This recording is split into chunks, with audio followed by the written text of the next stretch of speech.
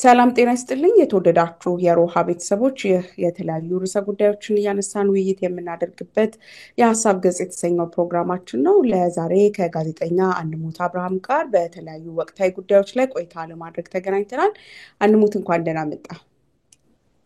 እንኳን ደህና ቆየሽ መዓዛ። ደህና ነሽ ወይ? እግዚአብሔር ይመስገን።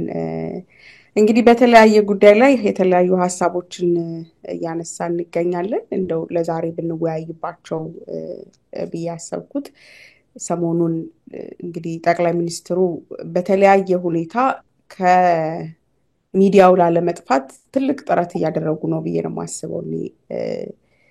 በምንም መልኩ የትኛውንም ቴሌቪዥን የትኛውንም ማህበራዊ ሚዲያ ስትከፍት የእሳቸው ንግግር፣ የእሳቸው ውይይት፣ የእሳቸው ሽሙጥ፣ የእሳቸው መወድስ ስላቅ በተለያየ አይነት መልኩ ይቀርባል።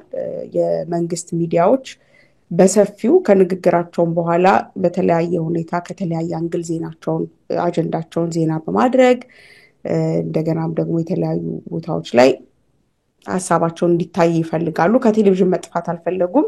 ጠቅላይ ሚኒስትሩ ግን የሚዲያ ባለሙያዎችን ሰብስበው ባናገሩበት ወቅት እንግዲህ ሰምተዋል፣ ተደማጭነት አጥተናል የሚል ግምገማ ላይ ነው የደረሱት። በዚህ ደረጃ ዛሬ ሳይሆን በተለያዩ ሚዲያዎች ላይ ቀርበው 4 ክፍል 5 ክፍል ሁሉ ኢንተርቪው ለመስጠት በእርግጥ ከዛሬው ከዚህ ሁሉ ፕሬዘንቴሽናቸው በየትኛውም ሁኔታ ለጋዜጠኞች ክፍት የሆነ መግለጫ እንደው የተዘጋጀ እንኳን ሴታፕ የተደረገ እንኳን መግለጫ እንኳን ሲሰጡ አላየናቸውም። አይደለም እንኳን ለሚዲያዎች ለሌሎች ሚዲያዎች ክፍት ሆነው ለቃለ መጠይቅ ሊዘጋጁ ማለት ነው። በተለያየ ሰውየው ባሰቡት መልክ ቢወጡም በሚፈለገው ደረጃ አቴንሽን ማግኘት አልቻሉም። ይህንንም የሚዲያ ባለሙያዎቻቸውና ካድሬዎቻቸውን ሰብስበው ተደማጭነት አላገኘንም፣ የምትሰሩት ስራ በቂ ስላልሆነ ነው የሚል አይነት ግምገማንም እና ስድብ ቀረሽም ነገር ነው ሲናገሯቸው የነበረው።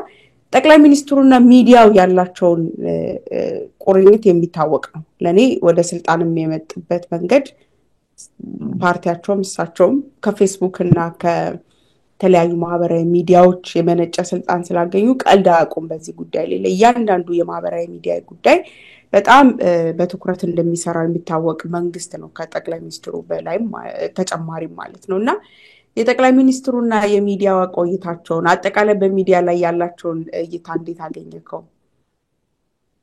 አመሰግናለሁ ማዚ። እንግዲህ ኢንተራክቲቭ የሆነ ቆንጆ ውይይት እናደርጋለን ብዬ አስባለሁ። ጥያቄና መልስ እንደማይሆን ተስፋ አለኝ። ምናልባት እዚህ ላይ አንቱ ስትይ ስለሰማሁ አብይ አህመድን እኔ የሮሃ ቴሌቪዥንን ፖሊሲ ልጥስ ከሆነ እንግዲህ ከወዲሁ ይቅርታ ይደረግልኝ። ተዘባርቄ ነው። ሮሃ ሚዲያ በአንቱታ አትታወቅም፣ መቀጠል ትችላለህ። መልካም።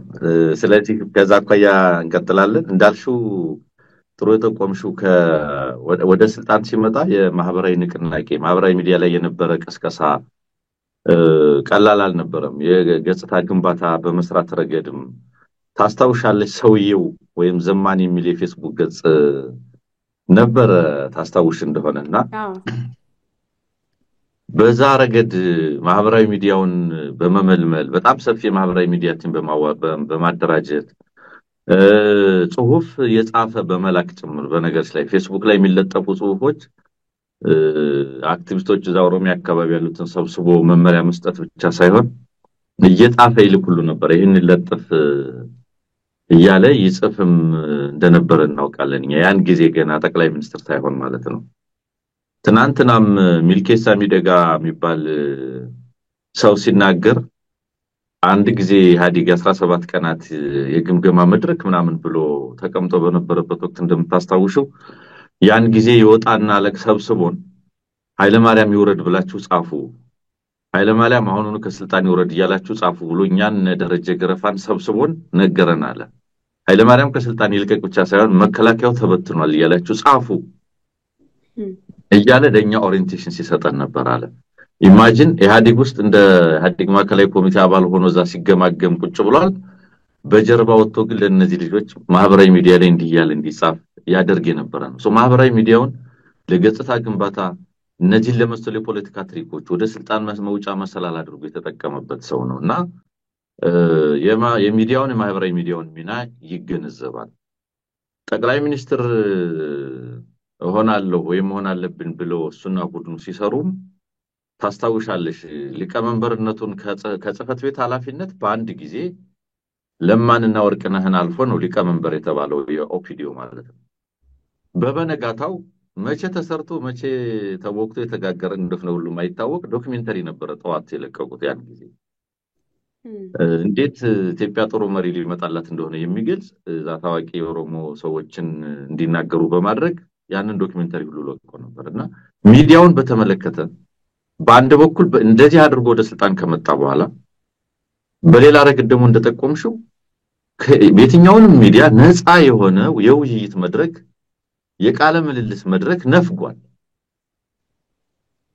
በየቀኑ እሱ በሱ ስም የሚለጠፉ ጽሁፎች የመንግስት ሚዲያ የሚባለው በሙሉ የዕለት ዜና ናቸው። አለመዘገብ አይቻልም ታውቂያለሽ። እሱ በየቀኑ የሚለጥፈው ይዘገባል።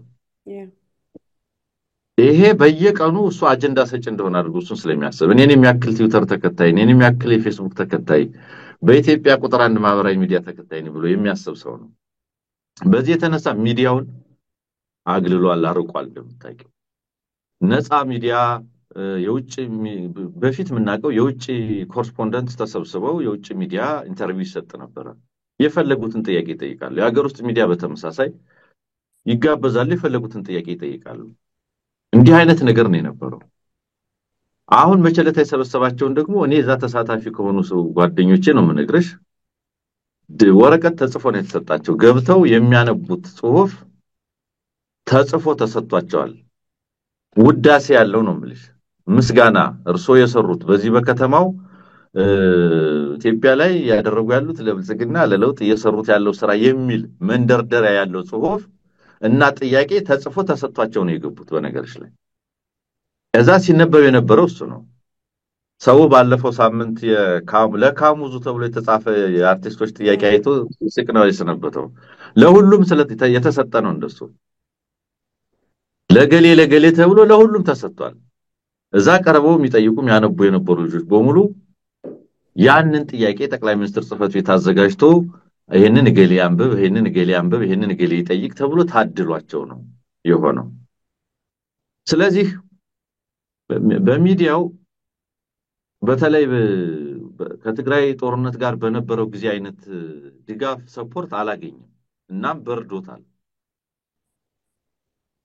ፍቃዱ ይመስለኛል 13 ሚሊዮን አባል እያለን እንዴት በሚዲያ እንበለጣለን? 13 ሚሊዮን አባል እያለው ብልጽግና በአጀንዳ ተበልጠናል፣ በሚዲያ ትግሉ ተበልጠናል።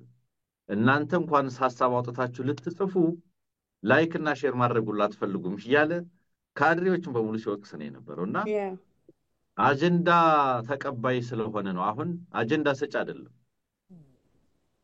የተፈጠረበት ማህበራዊ ጫና ስለበዛ ሁሉንም ማህበረሰብ ሚዲያውን ጨምሮ እንዲህ አይነት ወሬ በማውራት አጀንዳ ሰጠው ለማለት ምን አልኩ ለማለት እንደሆነም ግልጽ አይደለም። እዛ ጋር የተሰበሰቡ ሰዎች ለኢትዮጵያ ሚዲያ የኢትዮጵያን የመረጃ ጉዳይ ምንም ሊያደርጉት የሚችሉት አይደለም። ቢሆንለት አፋችንንም ጆሮአችንንም ሊቆጣጠረው ይፈልጋል። ግን ችግሩ ዘመኑ ሞኖፖሊን አልፈቅድለት አለ። ስቴት አሁን በጣም ኢንሲግኒፊካንት የሆነ ሮል ነው ያለው አሁን ባለው የመረጃ ዘመን ውስጥና በዛ የተነሳ የመረጃ ቁጥጥሩን የመረጃ ማምረቱን የመረጃ ስርጭቱን ጉዳይ ተቃልዷል፣ ተበልጧል። ከዛ የተነሳ የሰጠው አስተያየት ነው ብዬ ነው የምመለከተው።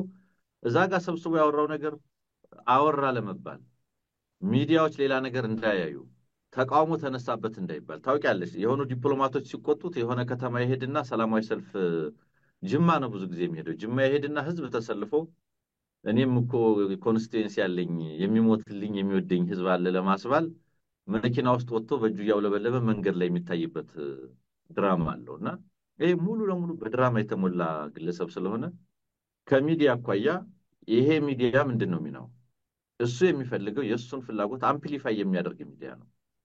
ፖዚቲቭ ኤነርጂ ራዲየት አድርጉ ይላቸዋል። የሚፈልገው እሱ የሚፈልገው ነገር የሚያወሩ እንጂ የጠፋ ነገር የሚጠይቁ የተበላሸ ነገር የሚጠይቁ የልባቸውን የመሰላቸውን ተሳስተው እንኳን የሚጠይቁ አይደለም። ለዛ ነው ያን ሁሉ ሚዲያ ባለሙያ እስር ቤት ያስቀመጠው። ለዛ ነው ያን ሁሉ ከ60 በላይ ጋዜጠኛ ከሀገር ያሰደደው። ሁላችንም ስደተኞች ነን።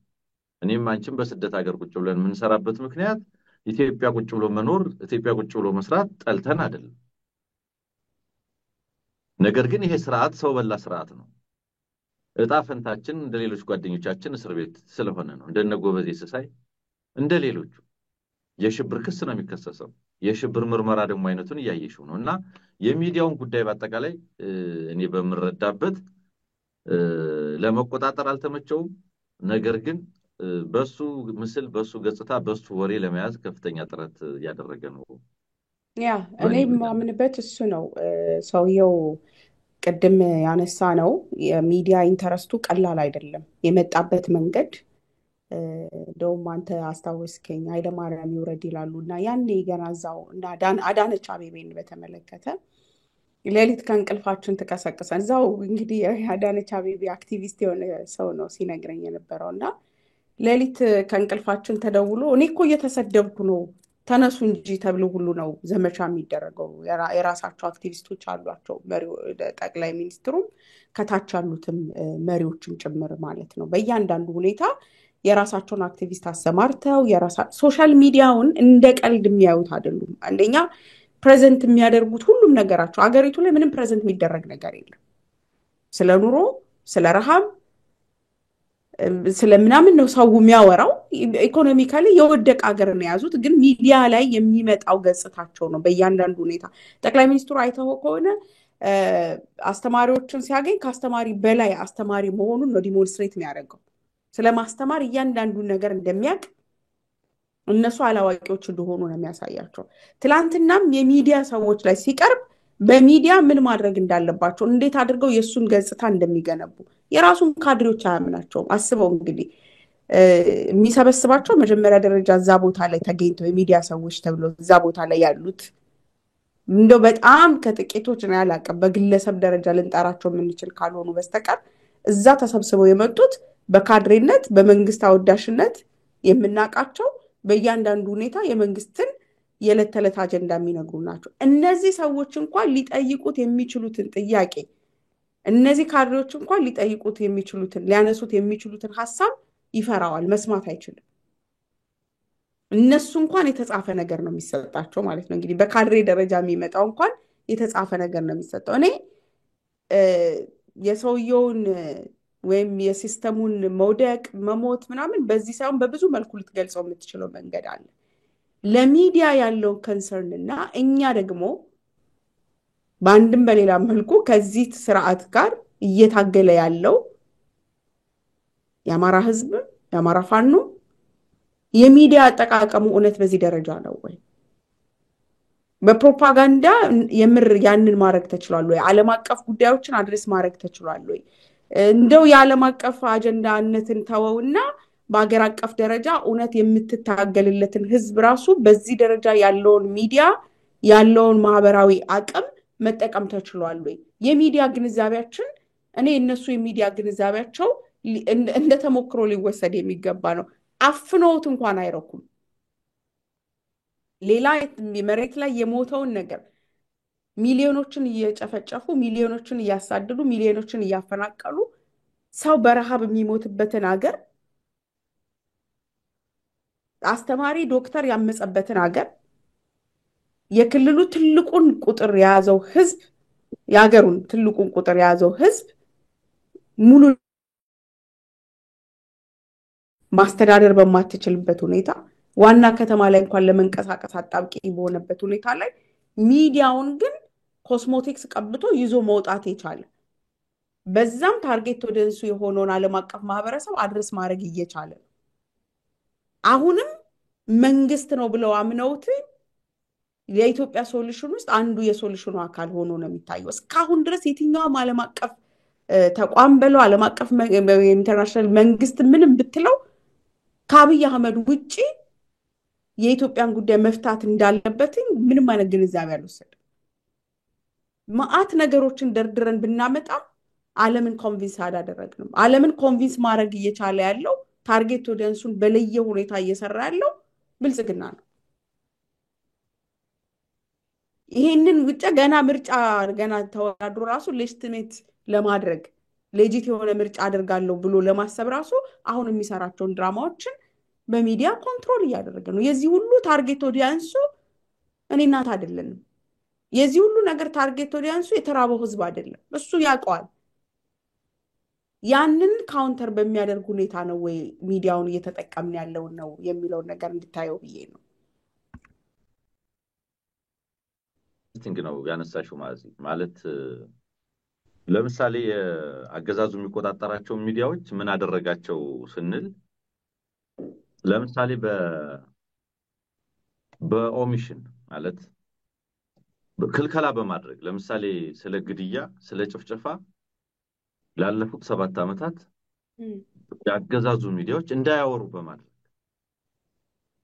ወለጋ ላይ ያን ሁሉ ጊዜ ያ ሁሉ ነገር ሲሆን ዛሬም ድረስ ሲቀጥል ያገዛዙ ሚዲያ ምንም ነገር እንዳያወራ በማድረግ የትኛውም ያገዛዙ ሹም እንዳያወግዝ በማድረግ በነገራችን ላይ ኢትዮጵያ ላይ ከዚህ በኋላ ሀዘን ደርሶባት ሰንደቅ ዓላማ የምትዘቀዝቅ አይመስለኝም 300 400 ዜጎቿን ታርደው ለወሬ ማይመጠን ያደረገች ሀገር አገዛዝ ያ የዛሬ 3 ዓመት ነበር ኤግዛክትሊ ታስታውሳለህ ቶሌ ላይ በሺዎች የተጨፈጨፉበት ወቅት ነበር ሰኔ የቶሌ ጭፍጨፋ ይማኝ ያን ማከለ ጭፍጨፋ የሀገሪቱ ሚዲያም አያወራም የሀገሪቱ ሹምም አያወግዝም ምንም አይባልም እንዳይባል ነው ያደረጉት እኔ የሀገር ከዚህ በኋላ ምን ሲደርስበት ምን ገጥሞት ሰንደቅ ሊዘቀዝቅ ዝቅ ሊያደርግ ይችላል በየሳስብ እኔ እንጃ ከዜጎቹ መታረድ በላይ ምን ሌላ አሳሳቢ ነገር ሊኖርና እና በተቻለ መጠን ማውገዝን በመከልከል ዘገባን በመከልከል ረሃብ አለ 10 ሚሊዮን ህዝብ ለረሃብ ምንድነው ለምግብ እጥረትን በለው ዲፕሎማቲክ ቋንቋ ተጠቅመን ሰላሉት እነሱ ስለዚህ ጉዳይ እንዳያወሩ ተደርገዋል አገሩ ላይ ስላለው ስለ ሰራተኛው መደብ በደል የሚያወራ ሚዲያ የመንግስት ሚዲያ የለም አገሩ ውስጥ ቁጭ ብሎ የግል ሚዲያም ለማውራት ችግር ነው መሽኮርመም ነው በዚህ ደረጃ የሚዲያ ቁጥጥሩ ፍራሃቱ ያፈናል ምልሽ ሰራዊት ነው የሚላክልሽ ስቱዲዮች ድረስ የትኛው ሬዲዮ ደፍሮ ያወራል የትኛው ሚዲያ ደፍሮ ያወራል እነ መሰረት ሚዲያ ከሀገር ተሰደው ነው እንደልባቸው ለመመርመር ለመዘገብ ሙከራ ሲያረጉ ማያቸው በተወሰነ ደረጃ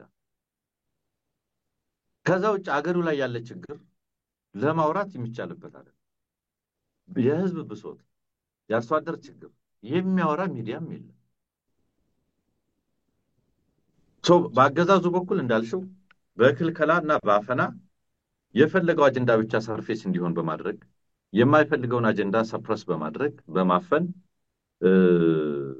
የፈለገውን አጀንዳ ለመሸጥ ሲታገል ታየዋለሽ አንዳንድ ጊዜ እንደው ሚዲያ አጠቃቀሙ ስመለከት ሚኒስትሮችን ሳይቀር አንዳንድ ጊዜ ሰርኩላር የሚመስል ትዕዛዝ የተሰጣቸው ይመስላል ተመሳሳይ ፖስት ሲፖስቱ ምንድነው ሲለጥፉ ታያቸዋለሽ ሚኒስትሮች ሁሉ ነው ማለት አሁን ባለፈው ሐኪሞች አመጹ ሲባል እነሱ ስለ አዲስ አበባ ኮሪደር ሙሉ ለሙሉ ኮሪደር ይለጥፉ ነበር ኮሪደር ብሉ ነው የተባለ ሲቀለድ የነበረው ማለት ነው ሐኪሞች ራበን ይያሉ የኮሪደር ፎቶግራፍ ሚኒስትሮች ሁሉ ይለጥፋሉ ምንድነው ሲባል ኮሪደር ብሉ ይያሉ ነው አይነት በዚህ ደረጃ የፈለገውን ኢሜጅ ክሬት ለማድረግ ይታገላል እኔ አንድ ሰሞን ጠርጥር ያለው ከአፍሪካውያን አክቲቪስቶች ሁሉ ጠርቶ በአዲስ አበባ ጎዳናዎች ላይ ሆነ አይነት ፕሮሞሽን ሲሰራ ያየው ይመስለኝ እንዳልሽው አገዛዙ ብዙ ገመናውን ሸፍኖ በዚህ ደረጃ ይሄደ ነው እኛስ ምን ያደረግን ያልሽው ቁልፍ ጉዳይ ነው የአማራ ሚዲያ የአማራ ጋዜጠኛ የአማራ አክቲቪስት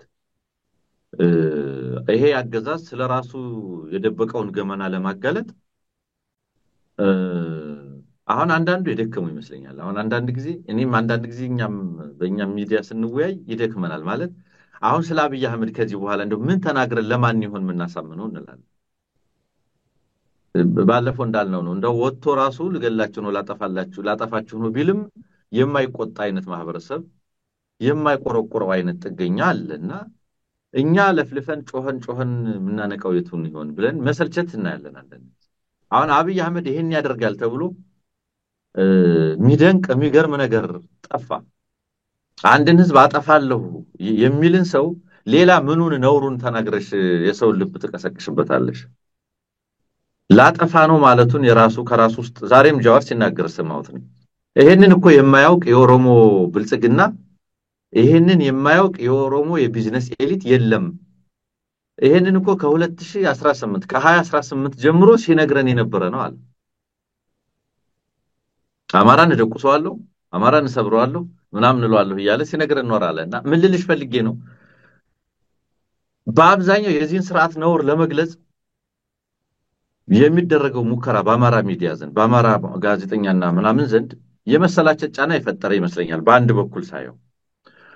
በሌላ በኩል ግን ተገቢው ስራን ተሰርቷል ብዬ አላስብም። ተገቢው ስራ አልተሰራም የምልበት ምክንያት ምንድነው? በደላችንን እንኳን በወጉ የገለጽን አይመስለኝም። ቶሌን አነሳ ነው የቶሌ ማሳከር አመቱ ባለፈው ሳምንት እንደዚህ አመቱ ነበር አይደለም? እንዴት አድርገን ነው አሰብነው? በምን ደረጃ አይተነው ሄድን? በየጊዜው ዛሬ ወይም ነገ የናሳመነው ግድያ የተፈጸመበት ነው። ሌሎችም ጉዳዮች በደሎችን ልንገልጽ ምንችል በሚገባ ልክ አልገለጸም። አንቺ እንዳውም የተፈናቃይ ጣቢያዎች ተሄጂ ነበር፣ አይዲፒ ሴንተሮች ተሄጂ ነበር። በተወሰነ ደረጃ እዛ ላይ እናቶች፣ ሴቶች የደረሰባቸውን ጉዳት ያን ሁሉ የመሰለውን ነገር ለማጋለጥ ሰርተሻል። እኔ እዛ ውስጥ አንቶልድ ስቶሪስ ያልተነገሩ እጅግ በጣም በርካታ ታሪኮች ሰርቫይቨርስ የጄኖሳይድ ሰርቫይቨርስ ድንኳኖች እኮ አማራ ክልል ሙሉ ናቸው እኮ። የሌፍት ቱ ቴል ነው የሚለው አይደለም የሩዋንዳ ዘር ማጥፋት ደራሲዋ። እነዚህ ሊነግሩን የተረፉ በጣም በርካታ አማራዎች እኮ አሉ በየድንኳኑ። ታዳጊ ህፃናት ምን ላይ ነው ያሉት? ትውልድ ላይ ምን ማለት ነው? ምን ያህል ታዳጊ ህፃን ነው በየአካባቢው ያለው?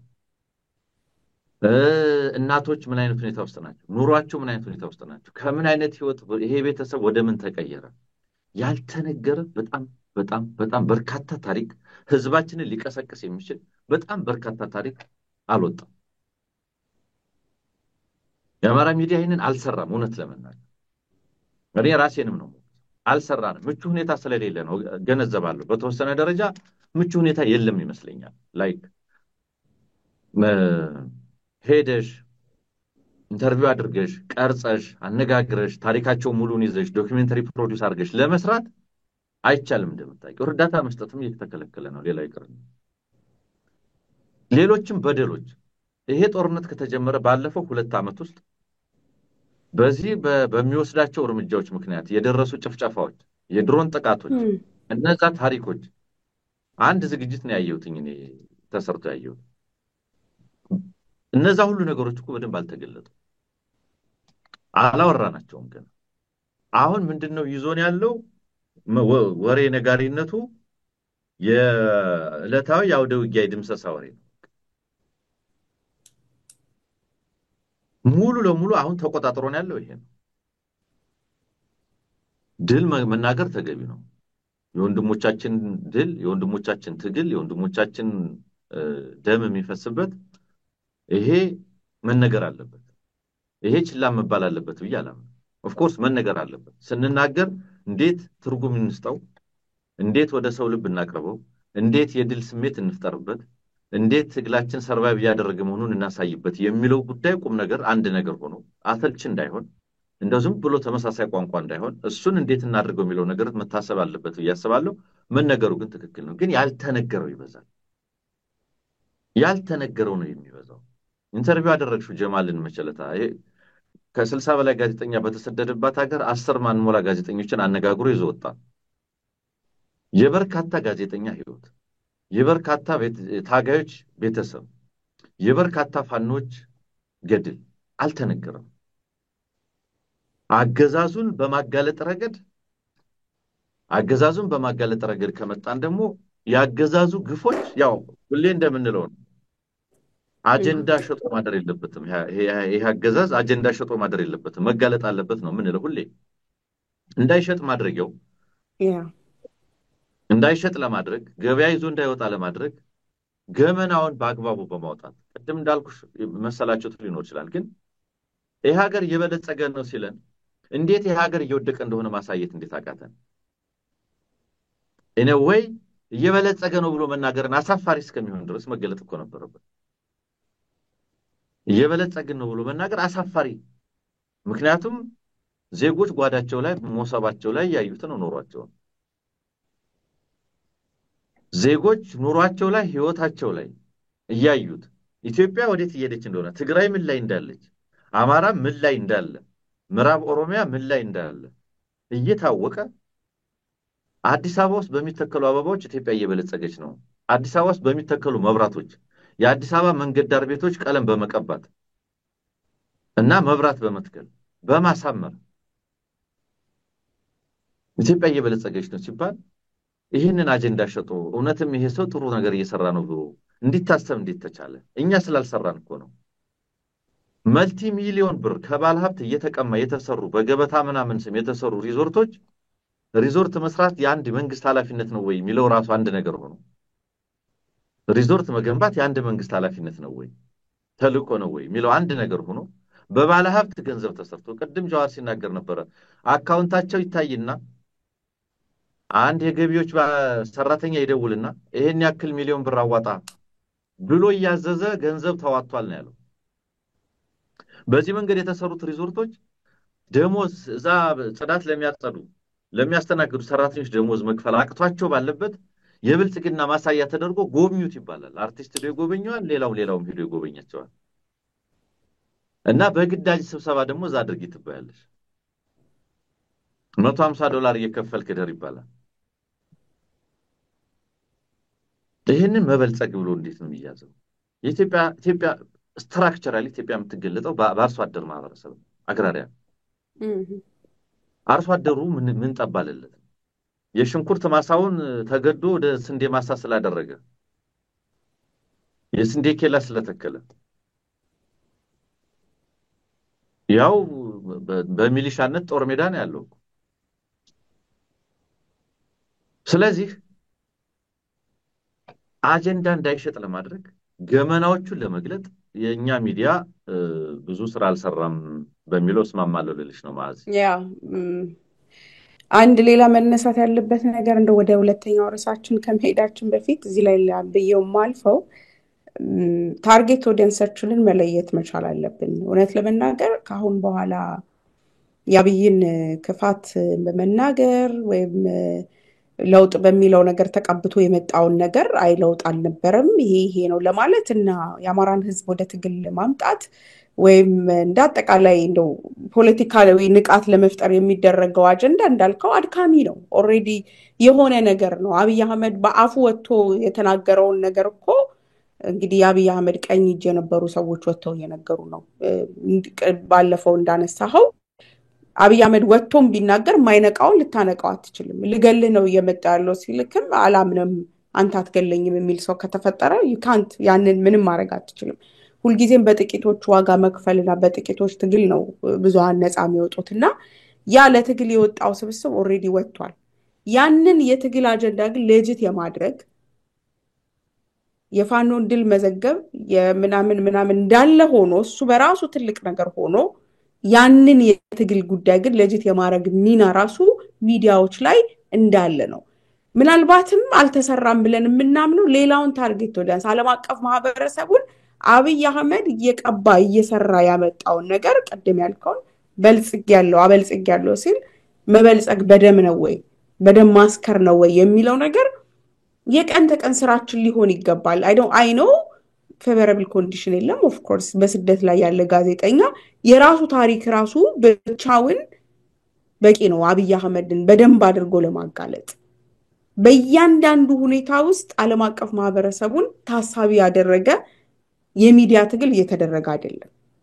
በዛ ደረጃ መበለጥን አምኖ ኢቭን ፋኖችን ነው ማስበው የፋኖ ትግል መሪዎች ፐብሊክ ሪሌሽንን እንደ አንድ የትግል ስትራቴጂ ያዩት አይመስለኝም። የሚደረገው ጀግንነት የሚደረገው ትግል የአማራ ስነ ልቦና ነው ማሸነፍን ሁሉ ጊዜ የሚያሳይ አቅሙን የሚያሳይ ነገር እንጂ እውነት ለመናገር የሚደርሰው ጭፍጨፋ በፎቶ እንኳን ሊያሳዩን ማንችልበት እድል እኮ ነው ያለው። በተቆጣጠሯቸው ቦታዎች ላይ የተፈጸሙ ከዚህ ቀደም ተፈጽመው የነበሩ ወንጀሎችን ማጋለጥ ይሄ የፋኖ አንዱ የፒአር ስራ ነው።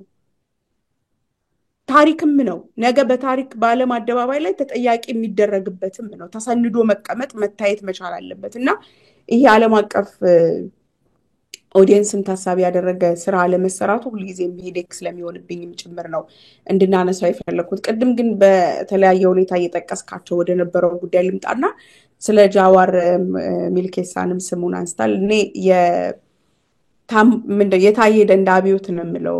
ታየ ደንዳ እንግዲህ ወደ እስር ከመግባቱ በፊት የሰጠው ኢንተርቪው ነበር እና እሱን በብዙ መልኩና በብዙ ሚዲያዎችም እናንተም ደግሞ በተደጋጋሚ ስለሄዳችሁበት እዚህ ላይ ማንሳቱን ሳይሆን ከዛ በኋላ ግን እነ አቶ ጃዋር እነ ሚልኬሳ እነ አቶ ገዱን ጨምሮ እኔንም እንደዚህ ብሎ ነበር የሚል የታየን ሌጋሲ የማስቀጠል ነገር እያየው ነው እና እውነት ለመናገር ይሄ ተገቢ ነው። የሚጠበቅባቸው ሚና ይሄ ነው። ከስርዓቱ ጋር አብሮ የነበሩ የስርዓቱ ደጋፊዎች የነበሩ የስርዓቱ ደጋፊ ብቻ ሳይሆን አስፈጻሚዎች የነበሩ እነ ጃዋር ደግሞ እንደውም ባለ ካልኩሌተር ነን ሁሉ የሚሉ የነበሩ ሰዎች ናቸው። ሶ ካልኩሌተራቸው ሲበላሽ የብልሽቱን ምክንያት ሊነግሩን መድፈራቸው ተገቢ ነው። እንደውም ዘግይተዋል ብዬ ነው ማምነው እና እንዴት አገኘኸው የሰሞኑን የዚህ የማጋለጥ ሂደት? ልክ ነሽ። እንግዲህ ካልኩሌተር የሰጡት ብቻ ሳይሆኑ ሮድ ማፕም ቀርጸናል ያሉት ሁሉ ናቸው ዛሬ ተገልብጠው የምናያቸው ይህንን አገዛዝ እየታገሉ የምናያቸው እና በጣም የዘገየ ነው። እውነት ለመናገር በጣም የዘገየ ነው። ይሄን ስንለው ኖረናል። አሁን ቁም ነገሩ አዲስ ነገር መጣ።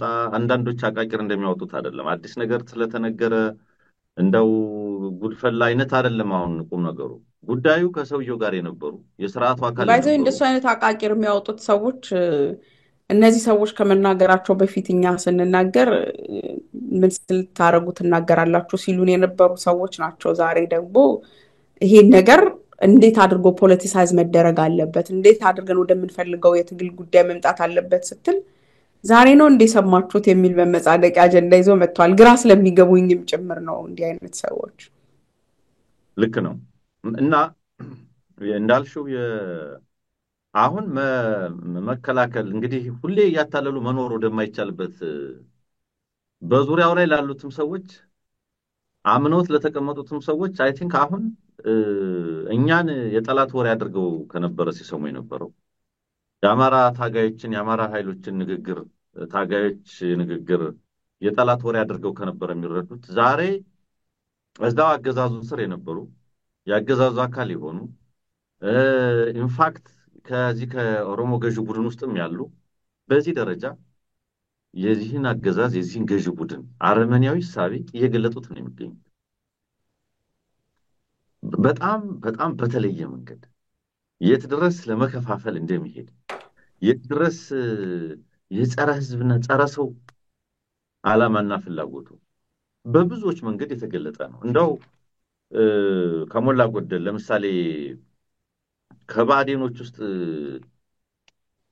የገዱ ንግግር እየሰማሁ ነበር ሪዮት ሚዲያ ላይ ቀርቦና እዛ ላይ ሶስት ነገሮች እንዴት እንደተጠቀመባቸው አንዳንዱ የሚያሳዝነኝ ዛሬም ድረስ ሊነቃ ለመቻሉ በጣም ያሳፍረኛል እውነት ለመናገር። ነገር ግን የአማራን ሞት በመካድ ረገድ የት ድረስ ይሄድ እንደነበረ ለምሳሌ ማውገዝ ከልክሎ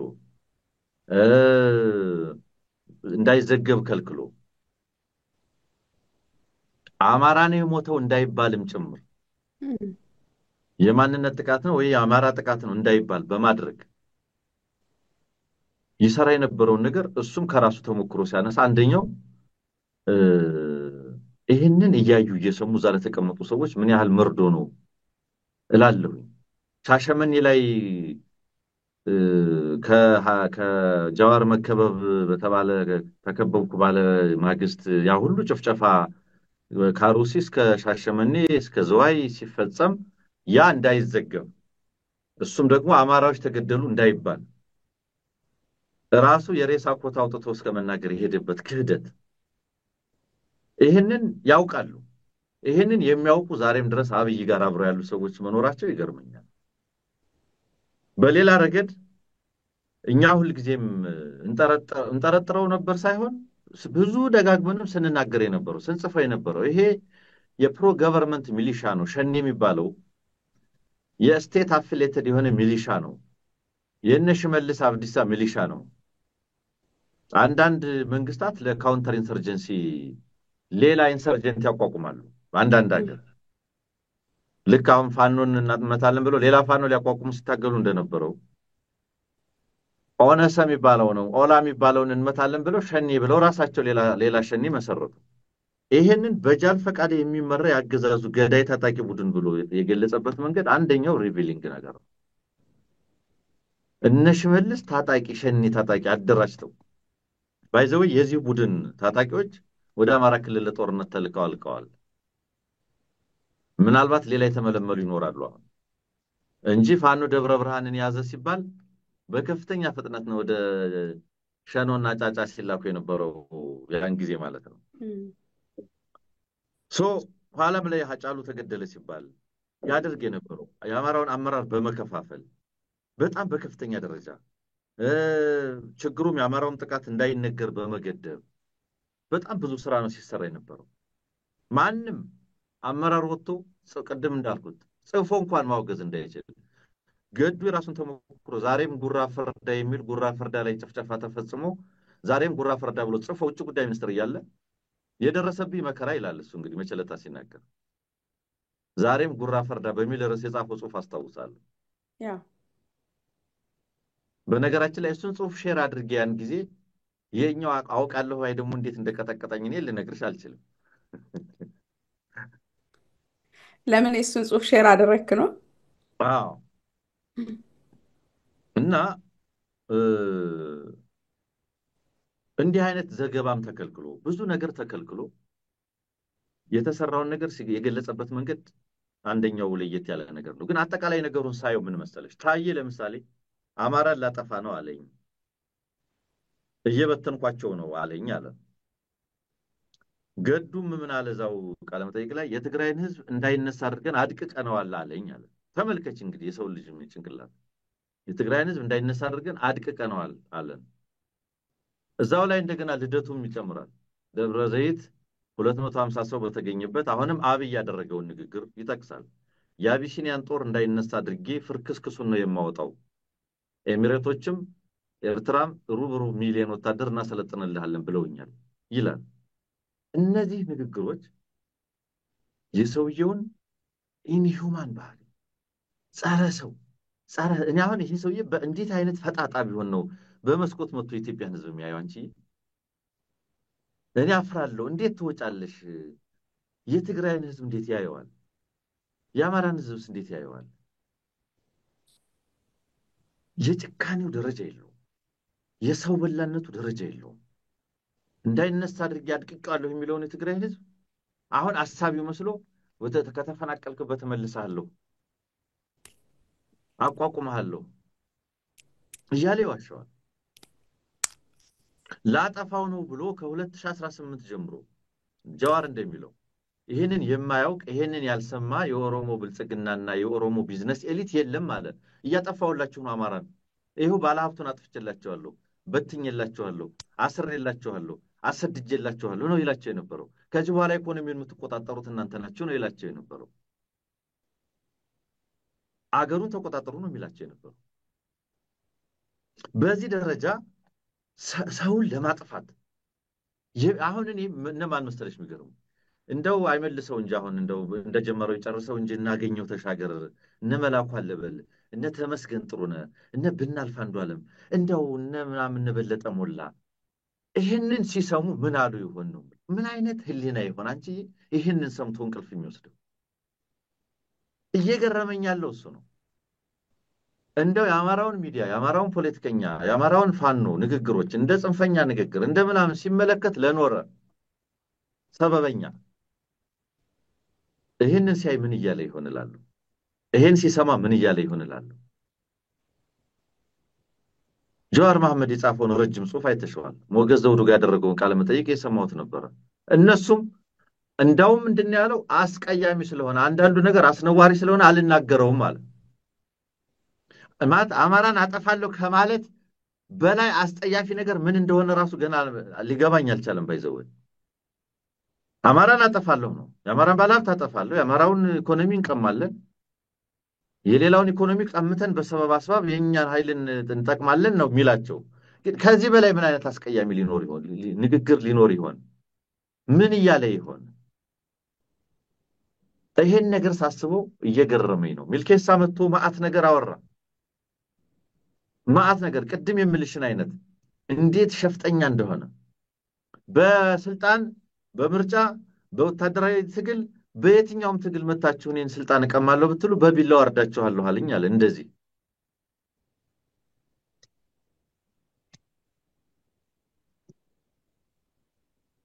ይገርማል። ምልሽ እንዴት ያለ ተፈጥሮ እንዴት ያለ አካሄድ እንደሆነ እየገረመኝ ነው። ቁም ነገሩ ምንድን ነው?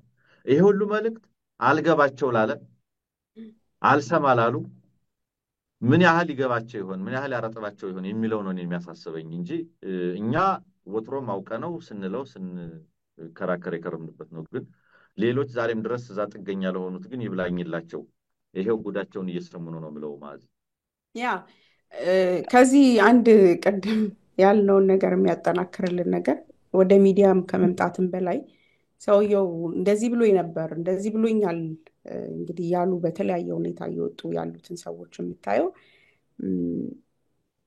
እያንዳንዱን ታርጌቱን ኦዲየንሱን ወይም ደግሞ ሰው ሊሰማ የሚፈልገው ነው እየነገረ የሚሄደው። እነዚህ ሰዎች የትግራይን ህዝብ ወይም የትግራይን ኤሊት ፖለቲከኛ አድቅቀኗል፣ አጥፍተኗል፣ ድጋሚ አይመለስም ብሎ የሚነግራቸው የአማራ አመራር ለነበሩት የአማራ ክልል ላይ አሉ ለሚላቸው እንግዲህ ይህንን የነገሩን አቶ ገዱ ስለሆኑ ስለዚህ ሌሎች ያልነገሩን አማራዎችም በአንድም በሌላም መልኩ የትግራይ ህዝብ መጥፋት ያስደስታቸዋል ወይም ደግሞ ለአማራ ጉዳይ እንጂ የምሰራው እኔ ለትግራይ ጉዳይ ግዴታ አይደለም ለሚለው ነው። ለትግራዩ ኃይል ደግሞ ለኦሮሞ ኃይል ደግሞ ተቃራኒውን ያስደስታቸዋል ብሎ ጥያቄ እኮ የጠየቀው የለም አይደል? ዛሬ አቶ ታዬ ደንዳ ይንገረን እንጂ ያ ሁሉ ሰው ተሰብስቦ አማራን አጠፋላችኋለሁ አሁን ይሄንን ጦርነት ደሊብሬትሊ ነው ማረገው የአማራን ህዝብ ለማጥፋት ነው ሲል ለምን ያለው የለም። ወይም በሰዓቱ ወጥቶ ሪያክት ያደረገ የለም። ለምን ያ እዛ ጋር የተሰበሰበው ሊሰማው የሚፈልገው በአንድም በሌላም መልኩ ከዛ ውስጥ ጥቅሙ እንደሚያስከብር ስለሚያውቅ ነው። ሊሰሙት የሚፈልጉትን ስትራቴጂክ የሆነ ሐሳቡን ነው እዛ ጋር የሚነግራቸው። ኦዲየንሱን እየመረጠ ፍላጎቱን እያባበለ ነው የሚሄደው። ጃዋርም ቢሆን በተገኘበትም መድረክ በሰማውም ጉዳይ በተነጋገረበት ሁኔታ ይሄ ጉዳይ አሁን በሚያንገበግበው መልኩ ያኔ ያንገበግበዋል ማለት አይደለም። አላቅም ያኔ ምን አይነት ሪያክሽን እንደነበረው። ተባባሪ ነበረ፣ በዝምታ ነው ያየው። በዛ ሂደት ውስጥ የራሴን ጥቅም ካልኩሌት አድርጌ ሄዳለሁ ነው ያለው። ኖበዲ ኖስ። እነሱ ሁለቱ ትከሻ ሲለካኩ የነበረበትም ወቅት ስለነበረ በዚህ አጋጣሚ ምን ተጠቅመው እያንዳንዳቸው ከዛ ፐርስፔክቲቭ ነው የሚታዩት። ሃጫሉ ሁንዴሳ ሲገደል በዛ ሂደት ውስጥ ጃዋር የቱ ጋር ነበረ? በዛ ሂደት ውስጥ አማራ ሲጨፈጨፍ የትኛው የኦሮሞ ፖለቲከኛ እኔ አይወደር በነገራችን ላይ በሃጫሉ ሁንዴሳ መገደል ምክንያት ከሻሸመኔ እስከ ሐረር ከሐረር እስከ አርሲ አጋርፋ ዝዋይ ናዝሬት ደራ አካባቢ ዴራ የሚባል ከተማ ጀምሮ ማለት የተጨፈጨፈው ኦርቶዶክስ የተጨፈጨፈው ቤተክርስቲያን ለሃጫሉ ሁንዴሳ ደም መለሻ ተብሎ ነው አማራ ገደለው የሚል ናሬቲቭ ተሰርቶ ነው በኦሮሞ ፖለቲከኞች ሽኩቻና ትከሻ መለካካት የተፈጠረን ፖለቲካ at the end of the day የሃጫሉ ሁንዴሳን ደም ለመበቀል ጎንደርና ጎጃም አንሄድም ይሉኝ ነበር። እኔ ኢንተርቪው ያደረኳቸው ሰዎች እምንገለው እዚሁ ያለው አጠገባችን ያለውን አማራ ነው ቤተክርስቲያን እናቶች አባቶች የተጨፈጨፉት በዛን ጊዜ ይሄንን ታው ያለ የኦሮሞ ፖለቲከኛም የለም ይሄንን ታው ያለ የትግራይ ፖለቲከኛም የለም። ይሄ ጉዳይ የአማራ ጉዳይ ነበር። አብይ አህመድም የአማራ ጉዳይ አድርጎ ተጠቅሞበታል። ከጃዋር ጋር ተቃቅፈውበታል። ከዛ ሲጣሉ አንደኛው አሳሪ አንደኛው ታሳሪ ሆኖ ኢንዳፕ አድርገዋል። አሁንም ቢሆን የሚነገር የኛዎቹን ጉዶች የአማራዎቹን ጉዶች አሁን ቅድም ይሄን ሲሰሙ ምን ይላሉ ለምትለው እንደውም እየሰደቡ ነው ወጥተው ማንን እኛን ይሄ ጉዳይ ትላንትም የተነገረ ዛሬም እየተነገረ ያለው እውነት ስለሆነ ነው ብለን ስለናገር አዎ አሁን ደግሞ የኦሮሞ ፖለቲከኛ የሚፈልጉትን እየነገራቸው ነው። ትላንትና እኛ እኮ ቀድመን ተናግረነዋል በአንድም በሌላም መልኩ። ዛሬ ግን ሲነገር ይሄው ከፈረሱ አፍስሙት ስትላቸው ደግሞ ይሄው ጆሮአቸውን የሚፈልጉትን ነገር እነሱ ለሆዳቸው ለጆሮአቸው ለህሊናቸው የሚነግሩት ነገር አላቸው። በመጀመሪያ ደረጃ እኔ ለህሊናቸው ፊት አይሰጡትም። በዛ ደረጃ ለሆዳቸው የሚሰጡትን ፊት ነው ማቀው። ለህሊና ፊት ካልሰጠኸው እንዲህ አይነት ጥያቄም ወደ አይምሮህም አይመጣም። ጃዋርና አብይ አህመድ ስለተጣሉ ነው፣ ጃዋር ስልጣን ስለሚፈልግ ነው ዛሬ ይሄን ሀቅ እየተናገረ ያለው ይሉሃል። አዚፍ ሀቁን እንደማያውቁ ማለት ነው። አዚፍ እሱ ያመጣውን ሀቅ በሌላ እውነት አይደለም ዲስፕሩፍ ያደረጉት። የጃዋርን ኢንቴንሽን ነው የሚተነትኑልክ። የታየ ደንዳን ኢንቴንሽን ነው እኔ ምን አገባኝ ስለ ታየ ደንዳ ኢንቴንሽን? የሚናገረው ነገርና የተደረገው ነገር አሁን እየተደረገ ያለው ነገር ከተናገረው ነገር ጋር ክላሽ ካደረገ ኢንቴንሽኑን እጠይቃለሁ። ምንም ይፈልግ አብይ አህመድ አስጠልቶትም ይሁን ከተጋቡበት ጉዳይ ተፋት አለኮ። ታየ ደንዳ እኮ እኔ በብልጽግና አምን ነበር አለኩ። ተታልዬ ነው አላለም። ያመንኩበትን አድርጌያለሁ ብሎ እኮ እንደውም ከኔ በላይ የተሻለ ብልጽግና የለም አለ። ከዛ ውስጥ ግን የሆነውን ሲነግርህ አይ ታየ ደንዳ እንደዚህ ውጭ ሀገር ሊሄድ ስለፈለገ ነው። ይሄንን ማስተባበያ የሚሰጡህ ቅድም ስማቸውን የጠራሃቸው ሆዳሞቹ ናቸው። እንደውም ሊመጻደቁበት ይፈልጋሉ። እንደውም የስልጣናቸው ማራዘሚያ ላይ ያደርጉት እነሱ ለስልጣን ታማኝ ስለሆኑ እንጂ እስቲ እግዚአብሔር ያሳይ ለለማ ለጃዋር ለታየ ያልሆነ ስልጣን ዛፍ ላይ ለተንጠለጠለው ለበለጠ ሞላ መሻገሪያ ሲሆነው ደግነቱን የአብይ አህመድን በዚህ በጣም ነው ማምነው። ነገ አንጠልጥሎ ሲያሰጣው አየዋለሁ። ለለማ ያልሆነ ስልጣን ለበለጠ ሞላ ወይም ሌላ ለምጠራቸው በአዴኖች ላገኙት ሻገር እንደማይሆን እናውቀዋለን። እሱን አብይ አህመድ እንደዛ አይነቱን ዲስፕሌይ በደንብ ያሳያቸዋል እና እኔ እናንተም መናገር ማይጠበቅብንም እና አሁንም የሚነገረውን ሀቅ እኔ ከኢንቴንሽኑ ፐርስፔክቲቭ አይደለም ማየው፣ ከፍላጎታቸው አኳያ አይደለም ማየው። እንተንት ነው ካልን በብዙ መልኩ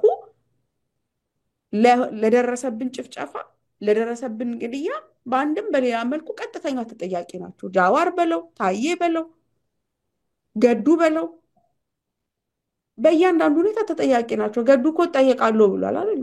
የፍትህ ስርዓቱ ሲመጣ ያኔ ጠየቃለሁ ያለ ሰውዬ ነው። የሚጠየቁ ናቸው በቀጥታ ለሆነብን ነገር ሁሉ። ኢንዳይሬክትሊም አይደለም ዳይሬክትሊ እጃቸው ያሉበት ሰዎች ናቸው። ዛሬ ግን ኢንቴንሽናቸውንና ተጠያቂነታቸውን እዚህ ጋር አቁሜ እየሆነ ያለውን ነገር እራሳቸውን እንዲያርጌ ነበር እኔ እንዲሰምቼ ነበር እያሉ እኮ ነው እየነገሩ ያለው።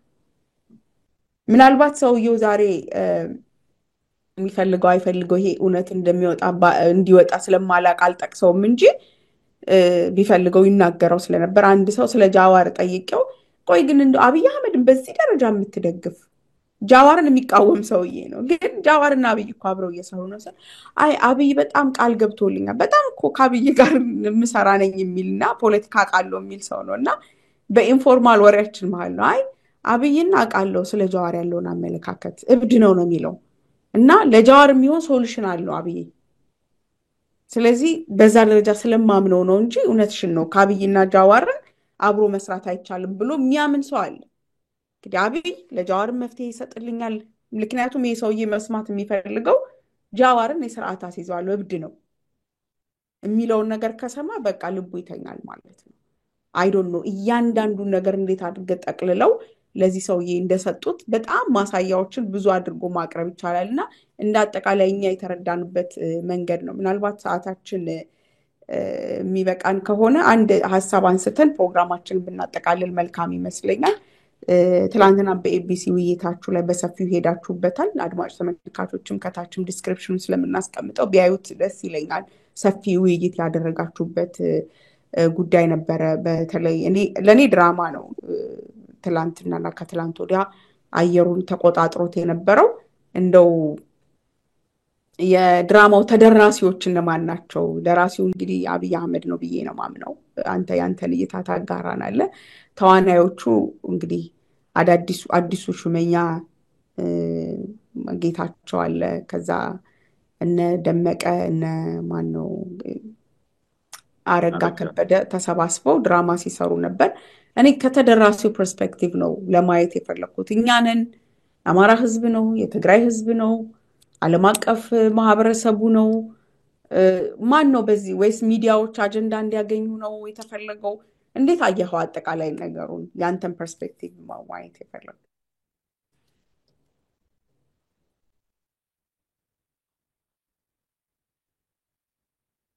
ድራማ ብለሽዋል። እንደ ድራማ ነው ሊታይ የሚችለው። ኦፍ ኮርስ ለአብይ አህመድ መጫወቻ ካርዱ ስለሆነ ሲጠቃቀሱ ነበረ። ቅድም እናነሳቸውም ሰዎች የወልቃይት ጉዳይ እንዲፈታም አይፈልግም አብይ ያለ ሲያወራ ሰምቻለሁ ቅድምና ካርዱ ነው፣ መጫወቻ ካርዱ ነው። ይሄ የአቢሲኒያ ጦር የሚለውን የአቢሲኒያ ኃይል የሚለውን መምቻ ማማቻ ጥሩ መጫወቻ ካርድ አድርጎ እንደሚጠቀምበት ምንም ጥርጥር የለውም። አሁን ሁለት ነገሮች ነው ሰሞኑን እያየን የነበረው። በአንድ በኩል ይሄኛው ድራማ አለ። ጌታቸው ኮሎኔል ደመቀና አረጋ ሆነው ችግር ሊፈቱ ነው፣ የህዝብ ችግር ሊያዳምጡ ነው፣ መፍትሄ ያመጡ ነው ማለት የትግራይ የቲፒኤልኤፍ ማዕከላዊ ኮሚቴ አባል የነበረው ጌታቸው፣ የትግራይ ጊዜያዊ አስተዳደር ፕሬዝዳንት የነበረው ጌታቸው ሁኔታዎችን በሰላም ሊፈታ ባልቻለበት ሁኔታ አሁን መጥቶ አዲስ አበባ አማካሪ በተባለበት ወቅት ላይ ችግር ፈቺ ሆኖ እዛ የሚገኝበት ሁኔታ ትርጉም አይገባኝም። የድራማው አካል ሊሆን ይችላል። በዚህ በኩል በሰላም ልንፈታው ነው፣ በሰላም መንገድ ለመፍታት ይሄድን ነው፣ የተፈናቀሉትን ልንመልስ ነው እየተባለ ነው ያለው። እንግዲህ ጌታቸው ተልእኮ እሱ ነው። ጌታቸው አረጋንና ደመቀን ይዞ ህብረተሰብ አነጋግሬ የተፈናቀሉ እንዲመለሱ በሰላማዊ መንገድ ልሰራ ነው ሊለን ነው። እንግዲህ ሌሎች አነዋሪዎች ደግሞ ነበሩ። ኦንላይን መልእክት ለቀቃችሁ፣ ከነገሌ ጋር ታያችሁ፣ ከነገሌ በተገኙበት መድረክ ተገኛችሁ፣ አለፋችሁ ሲሉ የነበሩ አነዋሪዎች ትናንትና ከጌታቸው ረዳ ጋር ተቀምጠዋል። ኮሎኔል ደመቀም ከጌታቸው ረዳ ጋር ቁጭ አለ። እንደው ፈጣሪ ሲረዳን ወይ ምሬ ወዳጅ ወይ ዘመነ ካሴ ያለ መሆኑ ጠቀመን። ብዙ ትርጉም ስለነበረው ብዙ ስም ስለሚሰጥ ያው ለቋሚ አነዋሪዎች ማለት ነው አሉ፣ ቋሚ አነዋሪዎች አሉ። ዞሮ በዚህ በኩል ያንን የሚመስል ነገር ይዘው ሊሄዱ ነው። በሌላ በኩል ግን የቲፒኤልኤፍ ጀነራሎች ደግሞ በኃይል ከክረምቱ በፊት በኃይል እንገባለን እያሉ በቃ 5 ክረምት ድንኳን ውስጥ መቀመጥ ሰልችቶናል ብለው ሰልፍ አዘጋጅተው መቀሌም ላይ ሌሎች ከተሞችም ላይ ሰላማዊ ሰልፍ ሲደረግ ሰነበተ። ስለዚህ በኃይልም ቢሆን እንገባለን ከክረምቱ በፊት እያሉ ነው። አንዱ ጀነራል እንደዛ ነው ያለው። አሁን ሁለቱ ነገሮች መሳ ለመሳ እየሄዱ ያሉት ለምንድን ነው? በዚህ በኩል በኃይል እንገባለን፣ በዚህ በኩል በሰላም እንፈታለን የሚሉ ነገሮች ሳይመልቲኔስሊ እየሄዱ ያሉበት ሁኔታ አንደኛው እዛ አካባቢ ጥሩ ያልሆነ ነገር እንደሚመጣ፣ ወልቃይት አካባቢ ልክ ያልሆነ ነገር ሊመጣ እንደሚችል ማሳያ ነው። በእኔ መረዳት ሆነን ለመናገር ኮሎኔል ደመቀ ዘውዱ እና እሱ የሚመራው እዛ አካባቢ ያለው ኮሚቴ ወይም ሊደርሺፕ ከትግራይ ኃይል ጋር ተነጋግሮ ችግሩን በራሱ ሊፈታ በሚችልበት መንገድ ቢፈታው እጅግ በጣም ደስተኛ ነኝ። የተፈናቀለ ካለ መልሶ በማቋቋም ምክንያቱም አብሮ ከመሆን ውጭ አማራጭ ያለው ህዝብ አይደለም። በመቆራረጥ እና በእንደዚህ አይነት የጦርነት ሪቶሪክና ብራባዶ በመቀጠል ልናመጣ የምንችለው ሰላም የተለየ ተጠቃሚነትም የለም። ፎር ዛት ማተር የትግራይን ባለሀብት ትናንት ስለው እንደነበረው ወልቃይትን አይደለም ሲያርስ የኖረው እኮ ቤኒሻንጉልና ጋምቤላን ነው ሲያርስ የኖረው።